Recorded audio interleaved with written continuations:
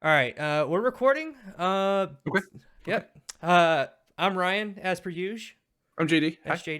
JD. Today we're gonna be talking about some things along the lines of making stuff up, pulling things right off the cuff, and kind of like I guess the very essence of like being a backbone and almost an RPG player. As a, I mean, JD, you're kind of glowing. Would Something's going on with oh, these cameras. I okay. I think we're gonna go ahead and cut here, and we're gonna reshoot. Okay. So Start yeah, over. yeah, for Maybe sure. do something a little different. Yeah, I gotta fix these the sliding. Thank you. What is this? We did a little bit of work. Yeah, it took some time. So we're back. Yeah. I think this is a little bit more better. Oh, my fire went out. Now I'm disappointed. So much time on the fire too. I know. Next time. I mean, we could cut it. No, I'm not gonna do it. Anyway, so we're talking Where were about. we? Oh yeah, we were gonna talk about making shit up. I feel like we're good at that now. If you could only see the way this camera's situated, YouTube. Yeah, this is Jerry rigged up the Zip engine. ties, duct tape. But it's working, connected to a TV because we didn't think it'd be a good idea to use a laptop, so I just didn't think of it. Anyways, It would have been faster. much faster. Even with all the downloads, it would have been faster. Oh God, I have internet now. It's amazing Oh, too. It's still going. You just can't see it. Anyway, yeah, let's talk some RPG stuff. That's what we're here for. So, before we get started, twitch.tv/Dungeons and Dopes. Every Sunday, 4 p.m. Pacific Up there somewhere. in this general area. Yeah, more like here-ish, I think. Check out our Twitters. I'm at Just Chambo. They're gonna be right here. That's I'm at JD and Dopes. JD and Dopes, yeah, with an underscore in there. I think. We fancy now. We're legit. I don't know. So, making shit up when you're playing games and tabletops. Yeah, The very backbone of realistically this entire experience. yeah. It's all imagination. And it's what makes it a role-playing situation, right? The Usually. whole making thing up Usually. would be the... Well, I mean, unless you're on the DM side, then you're kind of making your monsters and your caves and your doodads. No, you're pulling them from somewhere, so they're not made up. Mm-mm. Never. I mean, no, you got it backwards. They are made up. That's what I thought I said. It depends on who's running it. I know that the monsters we just ran into were like a hodgepodge of made up, but not. Oh, they were entirely like the only thing from the book was the attack. I guess we were just using the idea that they were doppelgangers because that's what Fantasy Grounds offers. And That's essentially what they were, a variation on the doppelganger. So instead of they'd assumed somebody else's identity, they were mirror reflections of the party. And then whenever the party would injure them, the injuries would show up on the party, but they wouldn't be true injuries. It would be like a illusion wisdom save kind of thing. Otherwise, you take psychic damage, which was really cool to see everybody freak out too. it was super wild. I thought that it was going to get to the point when we first ran into these essentially doppelgangers, that what was going to happen is like when these things died, like whatever damage you did to them was going to get kicked back to the Back to player, you. not just like the psychic damage. It Because would that would have been wild. Because I'm like, yes, finally our fighter's going down. right, and it would have killed everybody except for the fighter, because the HP for the doppelganger is comparable to the HP for the party right now. I mean, I've been okay with it. Plus, we were trying to do the whole, again, falling back to the made up and stuff like that. The whole idea that it was essentially a Groundhog Day thing. Right, yeah, Groundhog Which Day. totally could have fit into it. That's true. And yeah, those were just, I didn't have any plan for those guys. Like, they were originally just doppelgangers that were mimicking your movements, and then as it kept going on and y'all were more timid, it became slowly a little bit more and a little bit more and a little bit more, just random homebrew. That sounds like a cool idea. Let's go with that. And entirely like just out of nowhere ideas that were like, hey, let's just, yeah, this happens. It was a super cool idea, and the way it was implemented. And I came up with this weird cockamamie idea, which, again, making shit off the top of my head, just seeing if it works. Like, I messaged him in Discord while we're playing, and he's like, and he starts talking. I'm like, no, shut up. Don't say anything because the players are going to. He's like, oh, wait. Right. Wait. Oh, is this what you're saying? Uh-huh. Oh, Okay, okay. cool. Yeah, we can go with that. Ryan's dead. let everything stay quiet, and then go check on Ryan. Oh, okay, Ryan's dead. Basically, what I ended up doing was like in this processing, like how these things were mimicking and stuff like that. I had the idea that if I cast Feign Death, that this is going to work one of two ways. It's either going to die because I don't know, why not? Or B, it's going to recognize me as dead at least and pretend to be dead. Sure. Which it ended up being the latter of the two. Right. And then here comes Fighter again.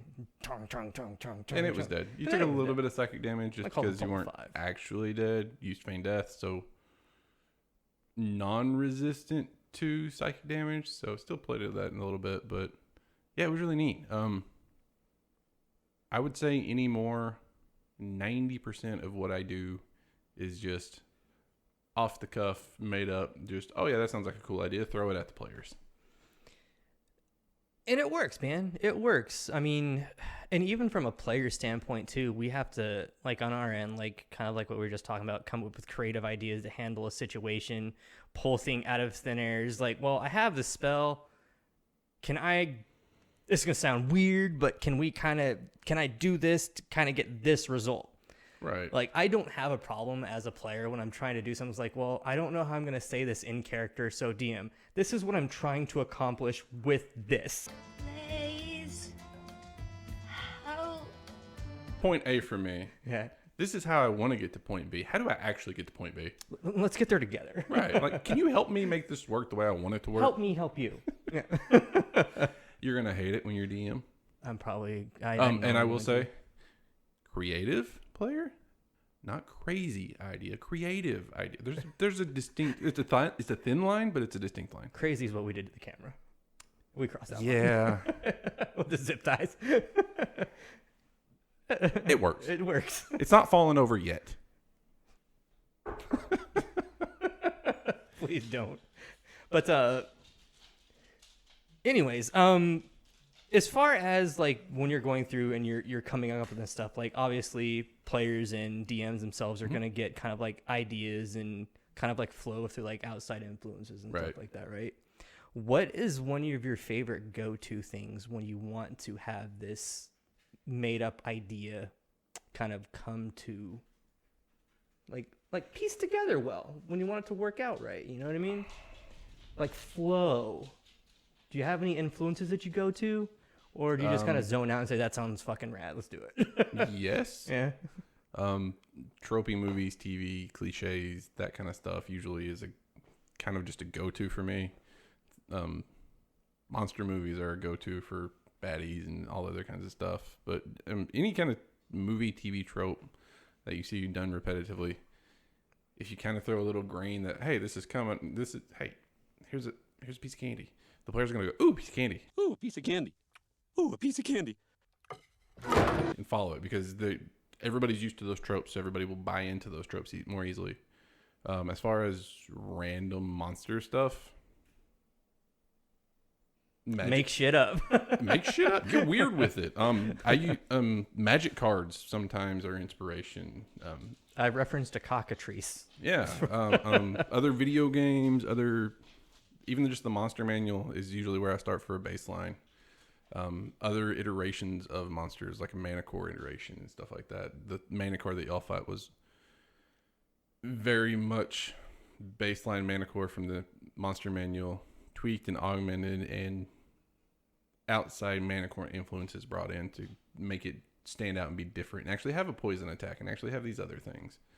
And thank God, because that was literally the first thing we fought as like a level 1 or level 2 character. And it was so cool. If this Manticore would have come in, Manticored, as it were, we wouldn't have stood a chance. What? Yeah, wasn't the first thing. It was like the second thing. It was like the first big bad. It was the first big thing. Like Yeah, boss yeah, kind yeah. of thing. Yeah. I think the first thing was like some Sand Sea Sahagwins. Yeah. I think were the very first thing. Yeah. But it was fun. It was, man. And even those are supposed to be water creatures, and it's like, oh well, the sand is technically water, so they've evolved or morphed or whatever and mutated, and here you go. And that's where you get to flex a lot of those like creative muscles, where you can take these things that traditionally would be like in a different, I don't know, like environment, right? Where you have a Hydra that is normally you have to use fire to kill it per raw, right? Here's a fire hydrant. Here's a fire hydrant that lives in lava. How do you want to handle this? I'm going to shit my pants and run. Oh, I'm not a nice DM. It gets rough, but it's so fun. It's fun. I'm just not nice about it. And one thing that when you're on theme with this video, when you're making things up and you're going and you're changing things, it keeps players that have like that unintentional or intentional meta knowledge, exactly. Or it's like, well, I know this is a Hydra, so I have to, cut its head off and I have to burn it. It lives in fire. It lives in fire. I'm still gonna burn it with. Okay, knock yourself out. Good luck. 0 damage. Per monster manual, fire or acid. Yeah, because you have to basically you cauterize the things. And everybody forgets about the acid part, and it's like acid would have worked. Trolls have kind of like the same thing too. Yeah. Most zombies too. They regenerate too if you don't burn them or dispose of the bodies. And melt them down. As far as the doppelgangers, it was mostly. I just started with okay, cool. There are these doppelgangers that are mirroring what the players are doing, and then it was well, maybe if the players hit them, they reflect damage. Only in melee. Well, maybe if they do that, it just seems like they reflect damage, but it's actually just an illusion and it's psychic damage. And that's like one thing that I don't think any of us tried, like because this doppelganger, which you run into essentially in like other games, you're like, well, we're grinding through this dungeon, so I'm sitting there, I'm like, man, like I have a couple spells. I'm a warlock, so I don't have many spells. Yeah, nobody casts a spell on them. Exactly, because you fall into that weird kind of like almost anxiety / tension feeling when like I can go ahead and burn this dope AoE, but as a warlock I've got 2 more spells after that. Then I'm a one-trick pony. Eldritch Blast. And that's one thing, and I hate to. A lot of people wouldn't like the way I do that because there's no stat block. There's no established, hey, this is how much. Like, they have an HP value based on the doppelganger, and their attack is based on the doppelganger's attack. And there is some bounds to, hey, this is, you kill it when she's at this point, or it can only do this much. But at the same time, on the same hand, if I don't want it to die, I just don't kill it. I mean, it's because you get to make shit up as you go along. Maybe I thought it would be stronger. So I just, maybe it has another 100 HP. That happened too quick. Let me go ahead and erase that. That didn't happen too quick. You swing at it for a while, and it's like it gets a second wind, and it just starts coming at you harder. But I mean, a lot of players won't like that. I mean, if they were knowledgeable of it happening, words are hard. I can see that for sure.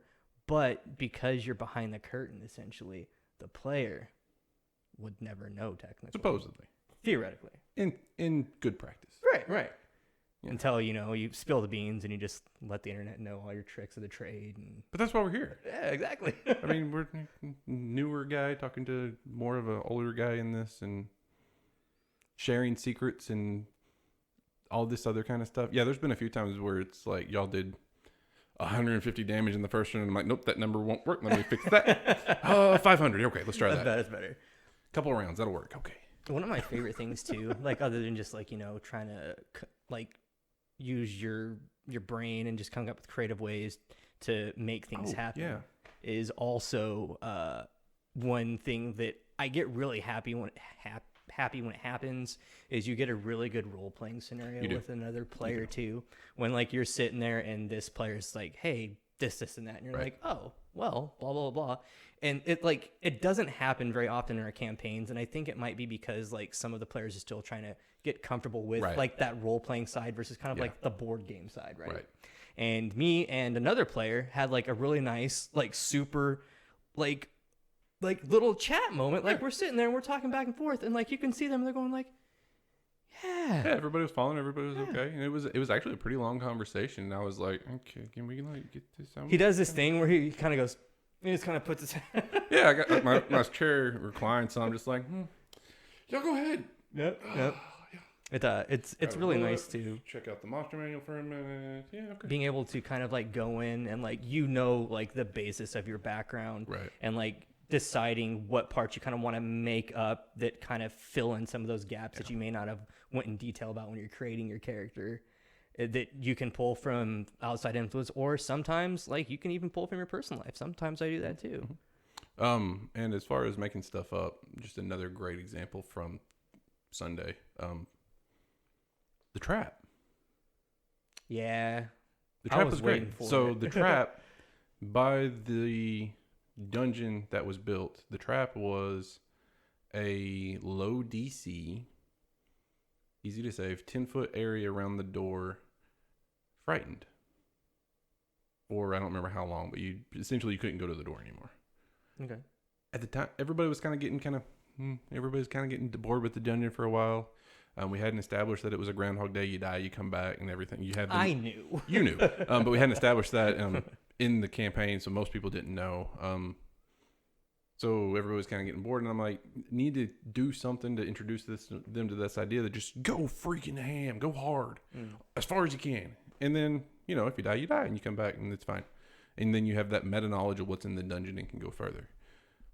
So instead of doing the boring trap, I was just like, cool, metal sheets fall and block all the doors. You're Indiana trapped. Jones, let's go. The ceiling is falling. You're on a timer. Let's go.